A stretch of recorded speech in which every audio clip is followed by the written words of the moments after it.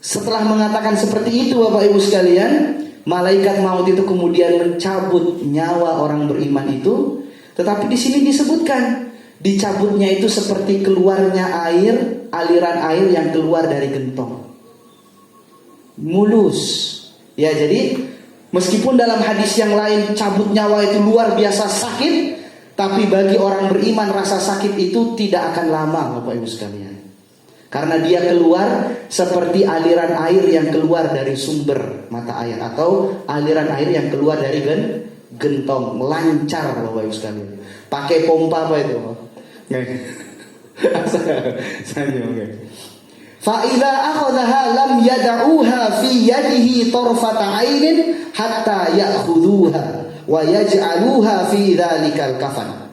Ketika kemudian dicabut nyawanya Bapak Ibu sekalian, tidak lama-lama di tangan malaikat maut langsung diletakkan di kain kafan yang sudah disediakan dan diberikan parfum dari surga tadi Bapak Ibu sekalian.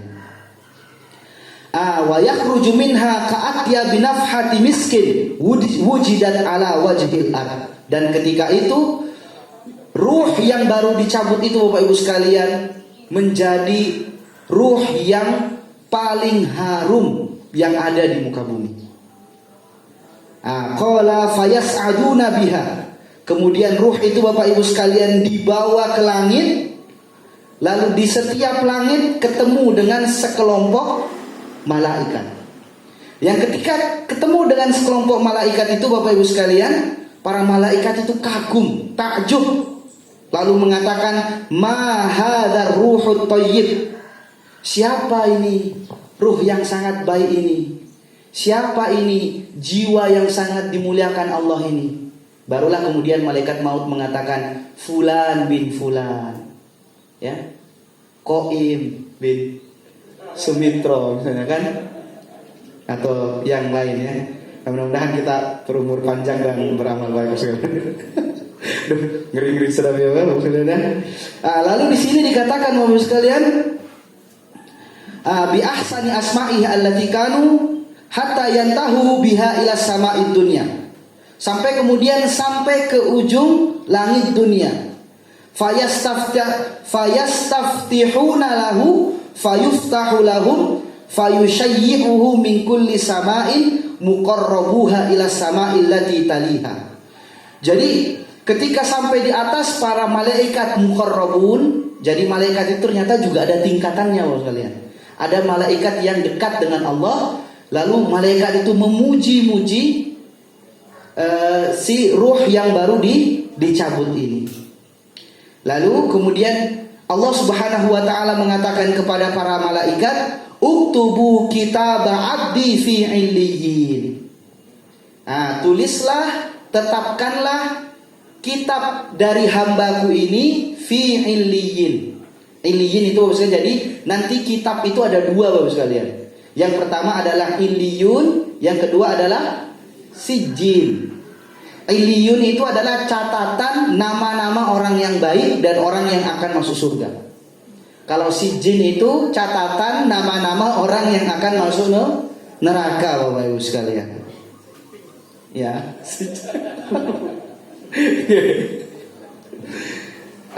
Kemudian Bapak Ibu sekalian, setelah dicatat Bapak Ibu sekalian, jadi kita naik dulu di hadapan Allah lalu dicatat, oh ini hamba yang sudah akan masuk surga. Barulah kemudian dipulangkan ke dalam kuburan Bapak Ibu sekalian, baru ditanya-tanya Bapak Ibu sekalian. Ditanya yang pertama apa? Ini dari hadis sahih memang Bapak Ibu sekalian. Man rabbuka?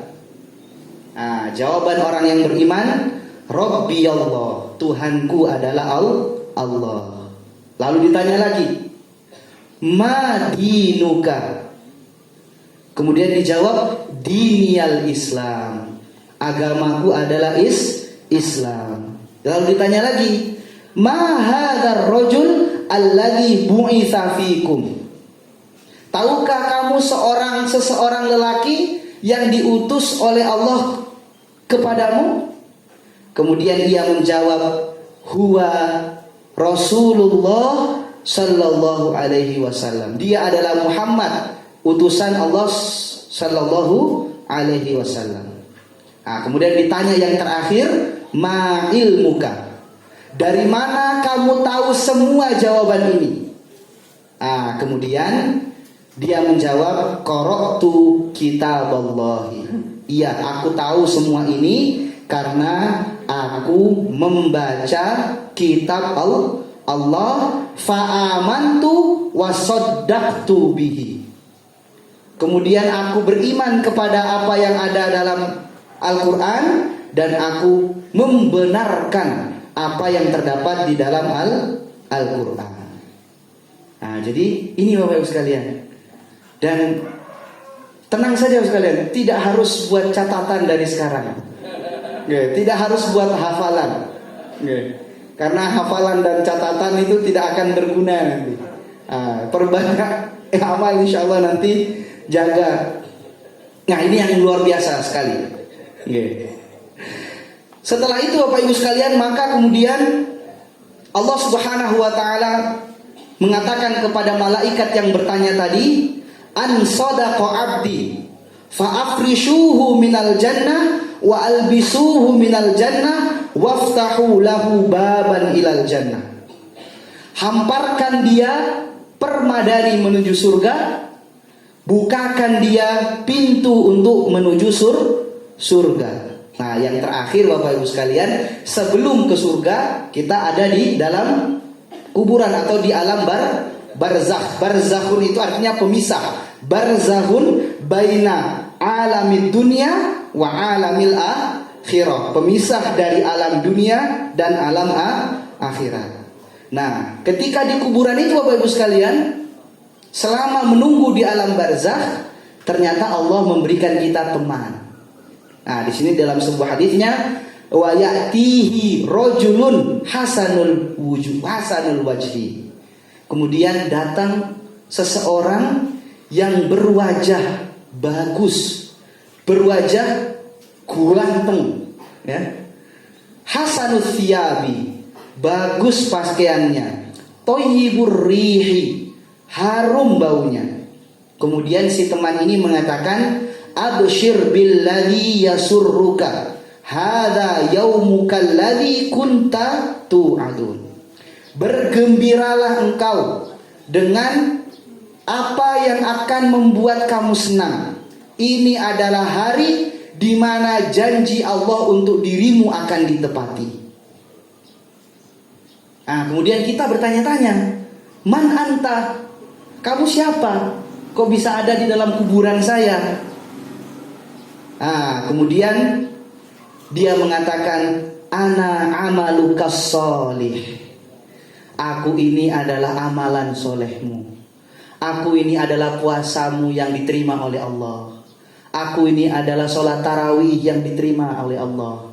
Aku ini bacaan Quran yang engkau bacakan yang diterima oleh Allah. Semua itu sekarang dalam wujud manusia dan menemanimu di alam kuburan. Nah, itu Bapak Ibu sekalian. Makanya benar Bapak Ibu sekalian, kalau kita sudah masuk dalam kuburan, tidak ada yang menemani kita kecuali amalan solih, ya. Yang meninggalkan kita mungkin teman jauh dulu, lalu kemudian keluarga jauh kita, lalu kemudian kerabat jauh kita, lalu kemudian anak-anak kita, lalu mungkin pasangan kita. Kadang-kadang di awal-awal datang sekali seminggu, lalu kemudian sekali sebulan. Anak-anak mungkin sudah tidak ingat datang karena mengurusi keluarganya masing-masing. Pasangan kita bisa jadi sudah menikah lagi. Akhirnya tidak ada yang menemani Bapak Ibu sekalian. Hanya satu amalan soleh Bapak Ibu sekalian. Nah, itu adalah gambaran kematian orang beriman Bapak Ibu sekalian. Waduh, ini baru gambaran orang beriman sudah 626 ini. Oke, yang terakhir mungkin Bapak Ibu sekalian, bisa saya 630? Boleh. Oh. Nah, aduh, bisa buka duluan nih. Sampai sudah. Nah, kalau gambaran orang yang kafir Bapak Ibu sekalian, sama tadi, turun para malaikat, tetapi Di situ disebutkan dengan wajah yang menghitam, Bapak-Ibu sekalian. Lalu enggak apa-apa. Kemudian apa? Ma'ahumul musuh. Musuh itu Bapak-Ibu sekalian kain dari ini. Apa ini Bapak sekalian yang hasil dari padi? Nah, yang gatal itu Bapak sekalian. Nah, itu namanya musuh atau kain terburuk yang bisa digunakan, yang biasa tidak digunakan sebagai pakaian. Nah, kemudian sama tadi malaikat mengelilinginya. Lalu malaikat maut turun, lalu mengatakan, wahai jiwa yang buruk, kembalilah kamu kepada kemurkaan dan kemarahan Allah Subhanahu wa ta'ala. Kemudian apa? Fatufarraqu fi jasadihi fayantazi'uha kama yantazi'us sufudu minas sufil mablul. Bayangkan Bapak sekalian, ketika dicabut Bapak-Ibu sekalian, kata orang, kalau dia orang tidak beriman, itu disebutkan dalam hadis ini, ketika dicabut arwahnya Bapak sekalian, seakan-akan tubuhnya itu terpisah-pisah, terkoyak-koyak. Fatufarraq. Tafarraqo itu seperti sunduk besi, sunduk besi panas yang keluar dari sesuatu yang mablul, Bapak sekalian. Ya, itu tapi sulit dikeluarkan, dan karena air kena panas itu kan ences gitu ya. Gimana ya membahasakan? Ya itu saking luar biasa sakitnya.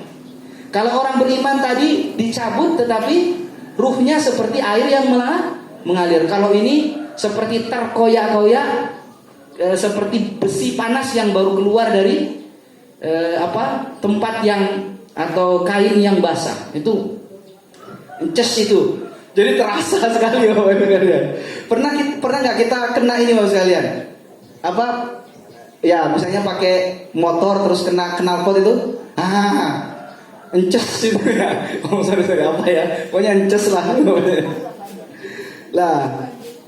Lalu baru Bapak sekalian, tadi ruhnya kemudian diletakkan ke kain yang al-musuh itu, kain yang buruk itu. Lalu dikatakan ketika diangkat ke langit, ka'antani rihi jifatin wujidat ala wajhil ardi. Ketika itu menjadi ruh yang paling bau yang ada di muka bumi. Kemudian di atas ketemu dengan para malaikat. Para malaikat mengatakan, ma hadzal ruhul khabith. Siapa ruh yang sangat buruk ini? Siapa yang sangat buruk? Lalu sampai kepada Allah Subhanahu wa ta'ala. Lalu Allah kemudian, uktubu, tulislah kitab hambaku yang durhaka ini pada sijjin. Jadi sijjin tadi adalah catatan yang memuat nama-nama yang akan masuk neraka Bapak Ibu sekalian. Lalu tadi kemudian turun lagi ke bumi, lalu ditanya, man rabbuka? Siapa Tuhanmu? Dia bilang apa? La adri. Di sini ada betul Bapak sekalian. Jadi ini apa gitu. Jadi saya itu radong. Apa? Siapa? Gitu kan gitu. La adri, saya tidak tahu. Ya. Apa agamamu? Saya tidak tahu katanya. Semua dijawab tidak tahu. Lalu setelah itu dihimpit dia di dalam kuburan Bapak Ibu sekalian. Lalu dibukakan pintu neraka, kata Allah dalam hadis ini, dibukakanlah pintu neraka agar dia merasakan panasnya dan menghirup panasnya api neraka. Lalu datang seseorang yang berwajah buruk, berpakaian buruk, berbau busuk. Lalu mengatakan, bergembiralah kamu dengan siksaan Allah yang dijanjikan untuk kamu. Dia mengatakan, bergembira itu maksudnya adalah hiperbolis gitu. Ya nikmatilah, ya betul. Nikmatilah kamu ya dengan siksaan yang dijanjikan Allah untukmu. Lalu kemudian dikatakan, kamu siapa? Saya adalah perbuatan atau amal burukmu. Nah, ini Bapak Ibu sekalian adalah gambaran kematian yang digambarkan oleh hadis, termasuk hadis yang lengkap menggambarkan kematian ini Bapak Ibu sekalian. Ini masih ada banyak sebenarnya Bapak Ibu sekalian. Namun kita cukupkan dulu sampai sini, berarti kita sampai pada pembahasan mengenai kiamat sughra. Semoga Allah Subhanahu wa taala menjaga diri kita dari melakukan hal-hal yang buruk. Allah mematikan kita dalam keadaan husnul khotimah, dan Allah memberikan kita keutamaan-keutamaan orang-orang yang mati dalam keadaan beriman. Sekian dulu dari saya Bapak Ibu sekalian, lebih dan kurangnya mohon dimaafkan. Billahi fisabilil haq fastabiqul khairat. Assalamualaikum warahmatullahi wabarakatuh.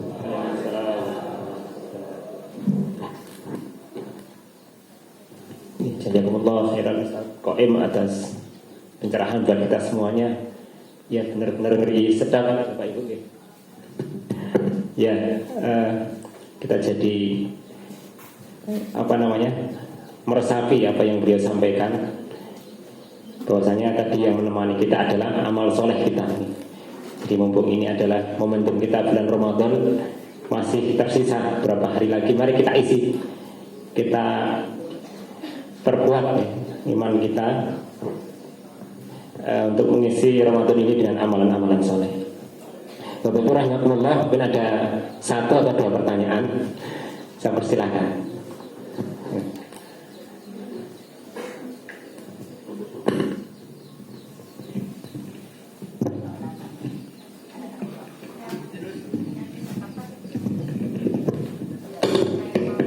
Assalamualaikum warahmatullahi wabarakatuh. Selamat menjalankan ibadah puasa. Pertanyaan saya, namun sebelumnya ingin cerita sedikit. Begini Ustaz, pada tahun 98, tahun 97 saya syahadat. Terus tahun 98 itu saya pulang dari Rian ke Samigalo. Itu didatangi guru-guru saya di Kendungan dulu, waktu saya kuliah teologi di Seminari Kendungan, bahwasanya saya dirayu lagi untuk kembali ke agama terdahulu Katolik, karena saya misionaris di Irian Jaya. Saya bertugas di Sorong pada waktu itu. Saya syahadat di Sorong. Nah, setelah itu saya dibujuk untuk kembali lagi ke agama saya Katolik dengan iming-iming sesuatu hal. Katanya kalau Islam yang saya tempuh sekarang ini tidak akan menyelamatkan saya kelak ke surga. Saya hampir 75% akan terpengaruh. Karena pada waktu itu orang tua saya juga ikut mendukung tamu dari Jogja tadi, yang intinya itu, apalagi didukung oleh juragan taksi bus jas pada waktu itu ya, yang katanya saya mau dikasih mobil, mau dikasih ini itu,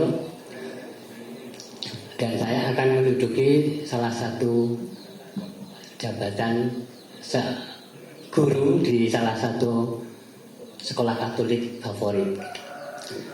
Saya masih ragu-ragu. Nah, terus 2 hari, kejadian itu tanggal 15 Agustus. Nah, pada tanggal 17 Agustus, kurang lebih sekitar jam 5:30 pagi, saya keluar rumah. Habis subuh, pulang dari musola, saya pulang masih baca-baca buku itu ya. Iya apa enggak gitu. Nah, terus 5:30 saya mengarah ke arah kulon. Nah, barat ya. Kalau di tempat saya itu ngarani kulon. Nah, kebetulan kulon saya itu kelihatan pemandangan jauh. Tiba-tiba itu dari arah kulon itu ada kabut biru. Nah, bergulung-gulung itu Ustaz. Nah, terus saya itu digulung sama kabut tadi. Nah, dalam waktu saya digulung kabel biru itu diketemukan posisi saya sudah pingsan. Nah, jadi saya nggak tahu siapa yang menemukan saya. Pada intinya saya dalam waktu posisi pingsan itu, rumah saya sudah dipasang tenda, sudah ada orang banyak duduk di kursi, dan banyak orang menangis. Nah, dalam posisi saya tidak sadarkan diri itu, saya tuh dinampakin oleh orang-orang yang sudah almarhum, termasuk simbah saya, termasuk tetangga-tetangga saya yang sudah meninggal dunia. Nah, terus saya didatangi sama orang berjubah warna putih, bajunya putih, memang ganteng, wangi seperti yang dikatakan Pak Ustadz tadi. Saya disuruh pulang. Nah, dia kasih saya 50 tahun, itu waktu yang lama. Nanti kamu, kalau misalkan kamu pindah agama lagi, 50 tahun itu akan disiksa di hari kiamat. Katanya itu kiamat itu selama 50 tahun Bapak Ibu. Informasinya yang saya terima dari sana. Nah, selama ini belum ada ustadz yang menjelaskan ke saya. Nah, kebetulan hari ini ada penjelasan tentang kiamat. Nah, saya mau tanya sama ustadz, apa benar informasi yang saya terima ketika saya tidak sadarkan diri selama 1 hari sampai jam 9 malam itu, dari pagi sampai jam 9, itu orang yang akan disiksa dalam hari kiamat itu selama 50 tahun baru akan dikoreksi sapa sing arep ning surga, siapa sing arep ning neraka. Nah, itu makanya saya itu, ini menjadi beban saya Bapak Ibu. Kalau saya tidak ketakutan dengan 50 tahun akan disiksa dalam hari kiamat itu, saya nggak akan ke kopi ngaji. Nah, itu yang menjadi dasar saya. Yang menjadi dasar saya itu sekarang ini ketakutan kalau nggak berangkat ngaji, ketakutan kalau nggak puasa, ketakutan kalau nggak sholat Jumat, ketakutan kalau nggak beramal soleh. Nah, itu makanya ketika saya sadar, karena waktu itu saya dulu sering bangun gereja, makanya sekarang saya sering bangun masjid dan musola Bapak Ibu. Saya nggak sombong. Sampai saat ini, kemarin itu terakhir sudah yang ke-38, saya membangun musola dan masjid. Ya, karena kebetulan sudah ada sekitar 16 gereja yang saya bangun, baik di Irian maupun di Jogja. Nah, yang terakhir ini kebetulan saya di perbatasan Kaligesing Purworejo, Kaligesing Jogja, itu dulu bangun gereja di sana. Nah, terus saat ini jarak 150 meter saya bangun masjid. Kalau nggak salah dari Mualimin sudah ke sana Ngaroke. Jadi saya nggak sombong karena Mualimin Ngaroke nanti dari sekitar saya cuma bohongan gitu. Nah, akhirnya omon Mualimin ke sana. Nah, ternyata benar, bangunan baru dibangun 3 bulan plafonnya runtuh. Karena ternyata di sana hawanya dingin, anginnya juga kuat. Nah, akhirnya saya butuh dana, Mualimin bantu, tapi caranya dengan sistem basar. Nah, makanya alhamdulillah dana dari Mualimin itu sudah dipasang plafon, sekarang sudah bagusan. Alhamdulillah 99% sudah sempurna dan sudah dimanfaatkan, termasuk 4 juta Bapak Ibu. Terima kasih sekali infaknya. Sudah kita cicilkan ke Bank BRI. Karena saya punya hutang Bank BRI 25 juta untuk menutup bon toko besi. Nah, dan tukang. Jadi masih tersisa kurang lebih sekitar 20-an juta hutang saya ke toko besi. Mohon doanya, mudah-mudahan saya tetap kuat dalam nyarutang. Itu aja Ustaz pertanyaan saya. Apa benar orang yang diseksa dalam hari kiamat itu selama 50 tahun? Sedangkan umur saya sekarang sudah 52 tahun Ustaz. Ya, itulah yang membuat saya menjadi takut. Terima kasih. Wassalamualaikum warahmatullahi wabarakatuh.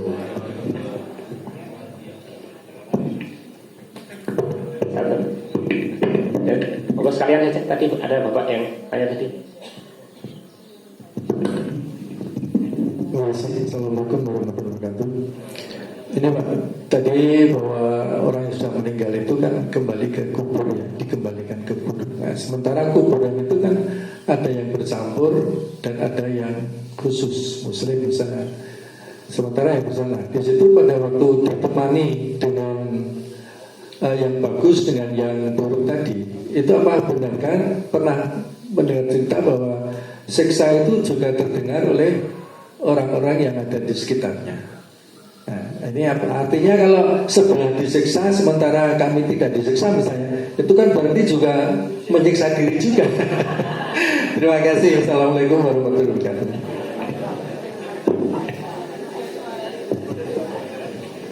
Waduh, pertanyaannya berat-berat ini. Oke.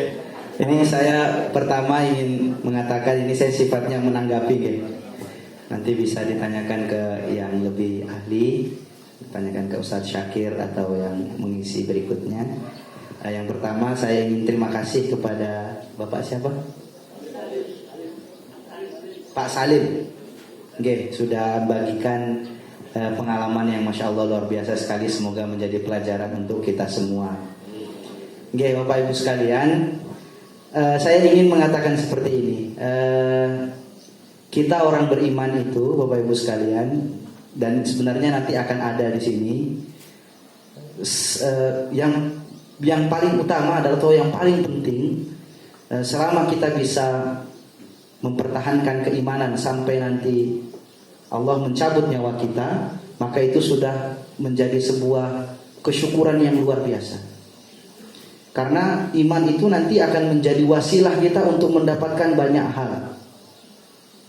Nah, misalnya saja Bapak Ibu sekalian, dikatakan dalam sebuah hadis, "Man qala la ilaha illallah ikhlasan," atau dalam sebuah hadis, "mukhlisan dakhalal jannah."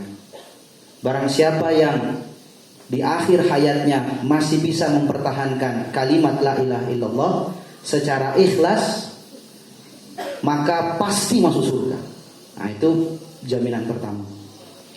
Atau kemudian yang kedua dalam sebuah hadis yang diriwayatkan oleh sahabat Abi Sa'id Al-Khudri, bahwa suatu ketika Nabi Shallallahu Alaihi Wasallam bersabda, "Idza dakhala ahlal jannati al jannata, idza dakhala ahlul jannati al jannata wa ahlun nari an naro, yaqulu Allahu fi man kana fi qalbihi mithqala habbatin min khardalin min imanin fa akhrijuhu fayakhrujun."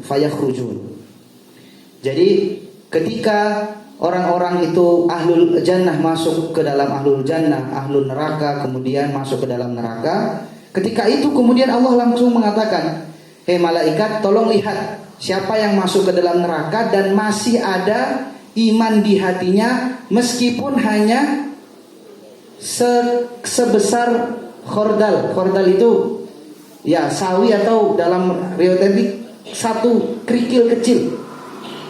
Selama masih ada itu langsung pindahkan mereka ke surga. Nah, itu langsung pindahkan mereka ke surga, Bapak sekalian.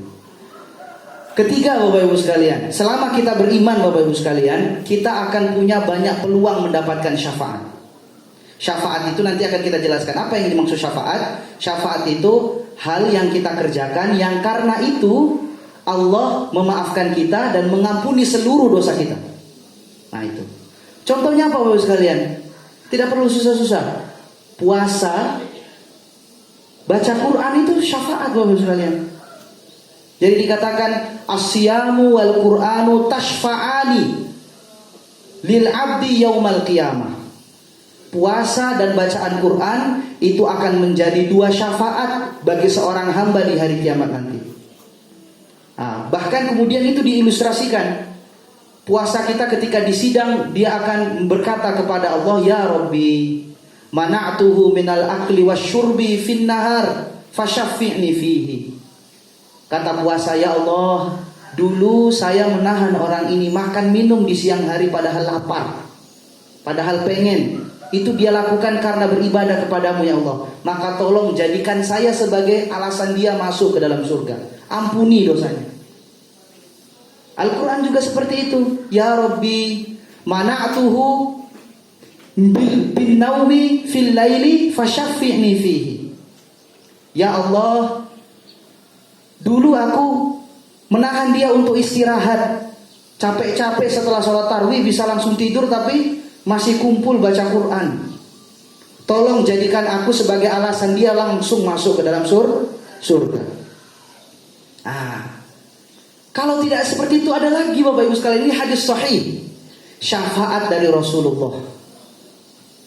Jadi Rasulullah minta ke Allah, ya Allah, umatku ya Allah. Kalau begitu wahai Muhammad, bariskan umatmu masuk ke dalam pintu ini, pintu ini, pintu ini. Hadis diriwayatkan oleh Imam Bukhari. Sehingga Bapak Ibu sekalian, jangankan Pak Salim, dalam riwayat ada orang yang sama sekali belum pernah melakukan kebaikan, tetapi mati dalam keimanan. Rasulullah mengatakan ini masuk surga. Bayangkan Bapak Ibu sekalian, ini masuk surga. Jadi perang Bapak Ibu sekalian, ada kemudian yang bawa gembalaan. Kemudiannya Rasulullah, saya mau masuk Islam, saya mau ikut perang, tapi ini gembala punya orang kafir, bagaimana ini? Lepaskan, dia akan kembali ke pemiliknya. Lalu perang Bapak Ibu sekalian, wafat. Kemudian Rasulullah kemudian dijejerkan para orang-orang dari kalangan orang beriman. Kemudian dikatakan termasuk dia, ini masih surga. Kemudian meskipun belum pernah sholat sekalipun, meskipun belum pernah sholat, meskipun belum pernah zakat, meskipun belum pernah zakat, masuk surga. Karena apa? Karena iman kepada Allah Subhanahu wa taala. Apalagi Pak Salim yang Masya Allah sudah beramal soleh yang luar biasa. Itu sudah ingqata'a amaluhu illa min thalathih. Itu sudah sedekah jariyah. Itu sudah sedekah jariyah mengalir terus itu. Ada lagi orang yang sudah membunuh 1000 orang, mau hijrah. Di tengah hijrah belum, jadi masih dalam proses awal tobat.